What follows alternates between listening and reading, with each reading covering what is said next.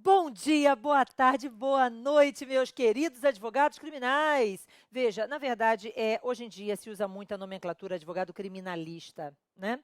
Mas eu vou falar advogado criminal mesmo, é mais fácil, não é? E reparem, eu acho que sempre foi o termo que a gente utilizou e fica mais tranquila a nossa comunicação. Então vamos lá, veja, nós vamos trabalhar durante este nosso terceiro módulo a fase de investigação. E aí nós não estamos especificamente trabalhando o inquérito policial, embora, óbvio, né, o nosso foco principal seja a atuação do advogado no inquérito.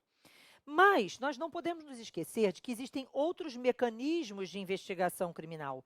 E esses mecanismos não podem ser esquecidos por nós, não podem ser abandonados. Nós precisamos ter consciência do que podemos e devemos fazer na atuação em defesa dos interesses do nosso cliente, também numa investigação direta por parte do Ministério Público, numa comissão parlamentar de inquérito, não é verdade? E hoje existe aí um novo foco para o advogado criminal, que é a investigação defensiva. Sensacional este módulo, porque ele vai trabalhar também com você essa novidade que agora foi trazida pelo Conselho Federal da OAB, a ideia de regulamentar a investigação defensiva.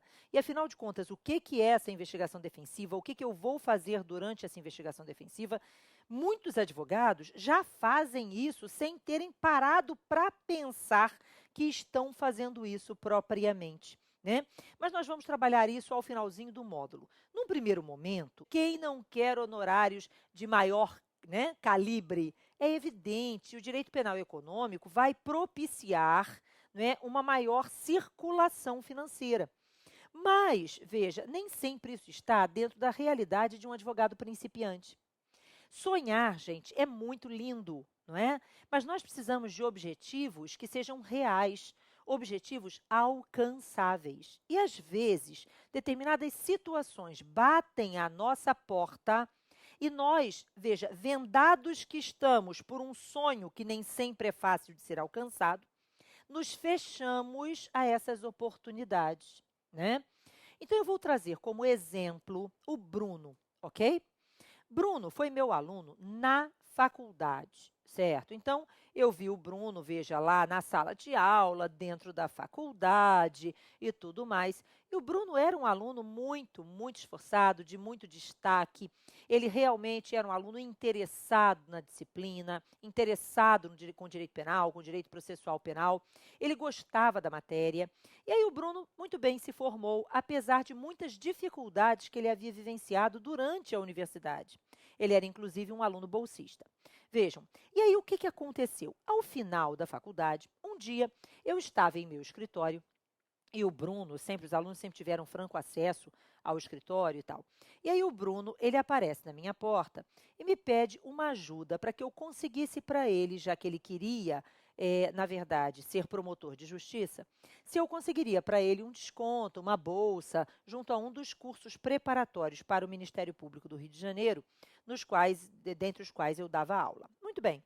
E aí eu fui lá, procurei verificar essa possibilidade de um desconto, de uma bolsa, e consegui uma bolsa parcial para o Bruno, e ele então se inscreveu lá no curso e iniciou a sua preparação para concursos. O Bruno, gente, no entanto, veja, é negro. Nada, veja, o negro, lógico, sofre inúmeras dificuldades maiores, e nós sabemos muito bem disso, e exatamente por isso se busca equilibrar forças com situações como cotas, etc. Vejam, dificuldades numa sociedade que, infelizmente e absurdamente, ainda guarda um ranço racista, né? Então, veja, o Bruno é negro e, de repente, o Bruno, advogando, mas se preparando para concurso, teve a oportunidade de exercer a sua atividade enquanto advogado em causas, veja, que tinham relação com questões raciais. Gente, quando isso aconteceu, veja, o Bruno não escolheu fazer aquilo. Surgiu para Bruno a oportunidade diante de uma realidade que era por ele próprio vivenciada. E aí o que ocorreu? O Bruno agarrou aquilo com unhas e dentes, vejam, e hoje, inclusive, recebe prêmios por sua atuação como advogado defendendo causas raciais. Vejam, E o Bruno soube aproveitar a oportunidade. Ele conseguiu, veja, de uma dificuldade por ele próprio vivenciada, transformar aquilo em uma vantagem. Então, muitas vezes, nós nos deparamos com situações e conseguimos transformar essas situações, que num primeiro momento parecem ser situações de desvantagem, em situações de inúmera vantagem. Outro exemplo, tem uma aluna minha que, veja só, durante o trabalho de conclusão de curso, percebi claramente que ela tinha um problema específico com a questão relacionada a crimes passionais. Então, ela decidiu fazer o seu trabalho de conclusão de curso voltado para crimes passionais. Eu, inclusive, indiquei a ela um livro que vou indicar para você, A Paixão no Banco dos Réus. É um livro que conta casos famosos, casos emblemáticos de violência doméstica. E muito antes da Lei Maria da Penha surgir, etc. e tal. E aí, veja, essa menina, ela começou a trabalhar o seu trabalho de conclusão de curso voltado para crimes passionais.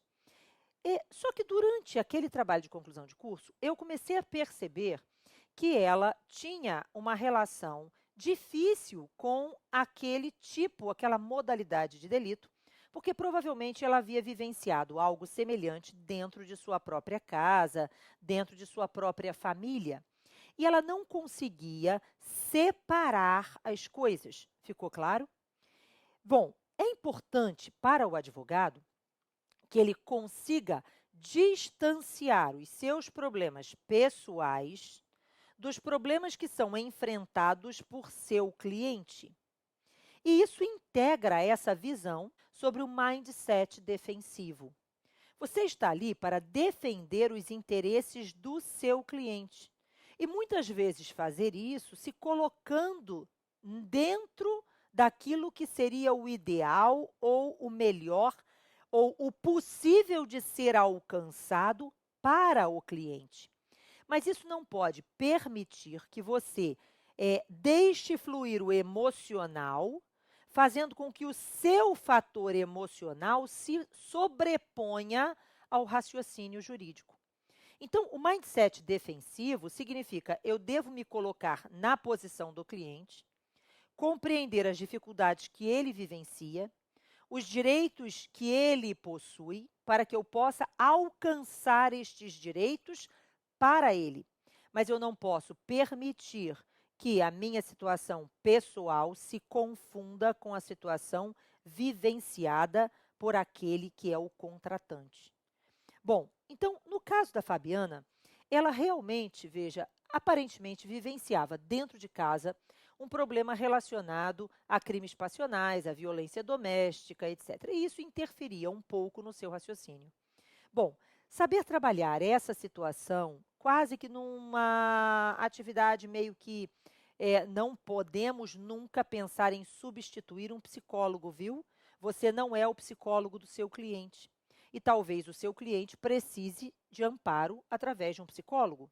Ou muitas vezes nós próprios precisamos, obviamente, de um amparo técnico, etc., para que a gente possa conseguir fazer essa distância entre aquilo que você vive e aquilo que o seu cliente vivencia, certo?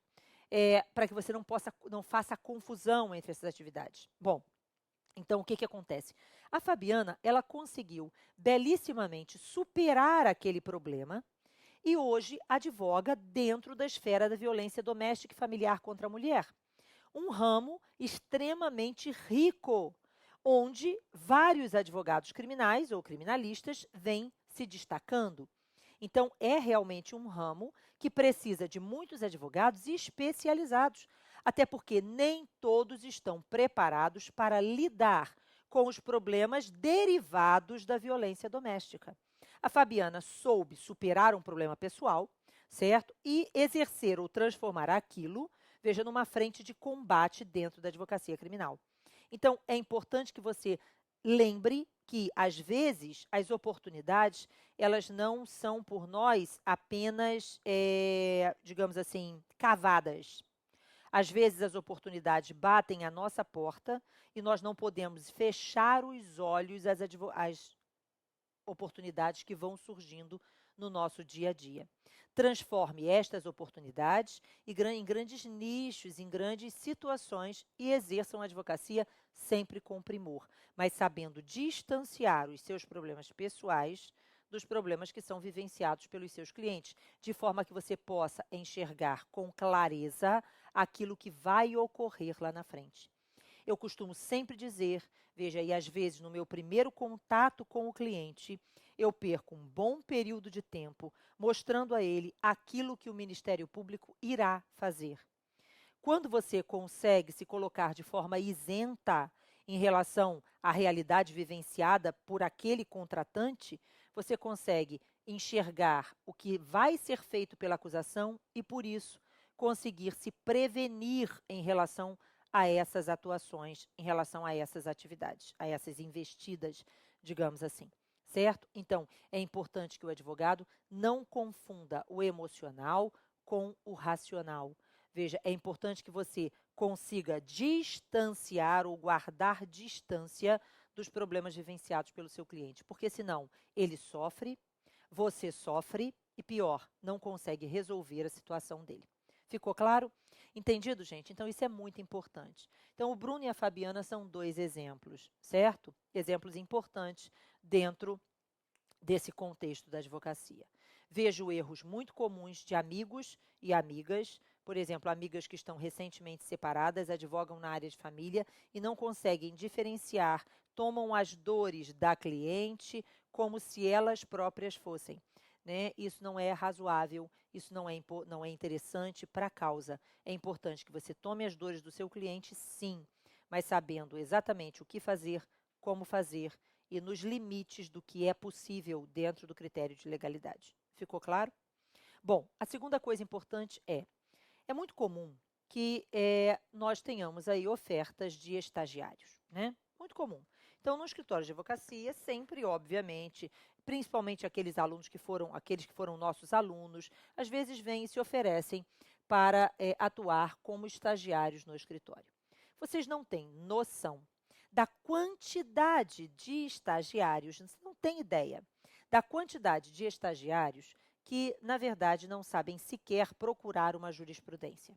Pesquisa jurisprudencial é muito relevante. Muita gente acha que pesquisar jurisprudência é colocar aquela frase no Google e procurar no Juiz Brasil. Gente, a grande fonte de jurisprudência não é o Juiz Brasil ou qualquer outro site que te forneça um compilado do que acontece em todo o país, mas principalmente, veja, o Supremo Tribunal Federal, o STJ, certo, que já possuem, inclusive, bancos de teses pré-definidas. Se você olha dentro do STJ, existe basicamente a jurisprudência em tese, já toda ela catalogada para você com o que você tem de necessário para as suas petições, né?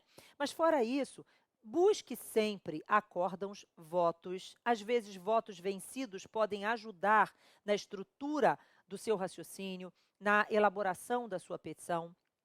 E mais do que isso, veja, você pode também procurar dentro dos tribunais. Não se esqueçam. Então, eu estou aqui no Rio de Janeiro, aparece uma causa, eu sei que em determinado momento, gente, eu vou ter que recorrer e o meu recurso será interposto e julgado pelo TJ do Rio de Janeiro ou pelo TRF da 2ª Região.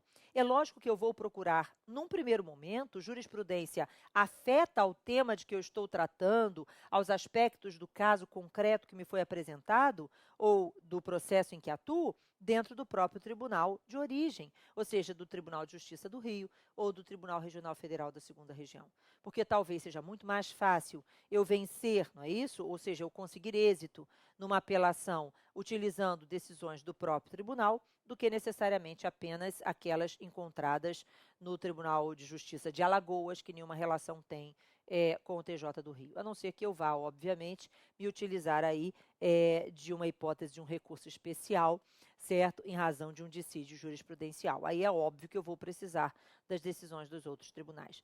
Então, você tem que ter muita atenção. De nada adianta, você jamais será um advogado completo se você não souber realizar pesquisa adequada de jurisprudência. se você não tiver, obviamente, acesso a uma bibliografia de qualidade. Ana, você indica algum livro em especial? Gente, eu indico qualquer livro que tenha a tese que interesse a defesa do seu cliente, certo? E você não precisa necessariamente ter esses livros em casa. Você pode ir buscar esses livros, veja, dentro de uma livraria, sentar lá, toda livraria jurídica tem mesa e cadeira, sente o rabinho na cadeira, pegue o livro da prateleira, abre, pesquise, anote. Ficou claro? Ou então, veja, bibliotecas, etc. Certo? E a internet, que é uma grande fonte, evidente, de também conteúdo jurídico. Ok? Então, não se esqueça disso. Então, essa é a primeira colocação que eu quero apresentar para você. Mas agora, nós precisamos começar a lidar especificamente com o objetivo desse módulo, que é a questão da investigação criminal e a atuação do advogado durante a investigação. Então, reparem, o que nós vamos abordar neste nosso primeiro módulo? Nós vamos abordar, veja, as modalidades de investigação, as principais dificuldades enfrentadas pelo advogado durante a fase de inquérito, a postura do advogado na fase policial, ou seja, você chega em sede policial, como é que você atua, como é que você vai lidar com o escrivão de polícia, com o comissário de polícia, enfim, porque os nomes vão variar de um estado para outro. Como é que você vai, obviamente, se dirigir ao delegado, como é que você vai, enfim, qual é a postura do advogado em fase policial. Né? E as dificuldades relacionadas a essa postura. Então, nós vamos passar por momentos difíceis na análise desse aspecto, desse tópico. Veja, os objetivos do advogado durante o inquérito, a participação do advogado no interrogatório, como é que você vai acessar e acompanhar o inquérito policial, como você elabora requerimentos na delegacia, o cliente foragido, como é que você organiza a apresentação desse cliente, caso ele queira se entregar, acompanhando o auto de prisão em flagrante, a figura da audiência de custódia, o depoimento das testemunhas na fase de inquérito e o habeas corpus e o trancamento do inquérito policial. Então, esses são os tópicos abordados por nós e nós vamos começar trabalhando as modalidades de investigação. Ok? Mas para que a gente não fique muito tempo, nós queremos sempre aulas mais curtas que facilitem para você na hora do seu aprendizado, na hora de você criar estratégias, certo, para a sua atuação enquanto advogado. Então, no primeiro momento, eu quis trazer essas colocações em complementação àquilo que foi abordado, trazendo essa vivência. É muito comum, novamente, eu vou reiterar, e é muito chato quando você vai trabalhar com um estagiário que jamais soube procurar uma jurisprudência de forma adequada.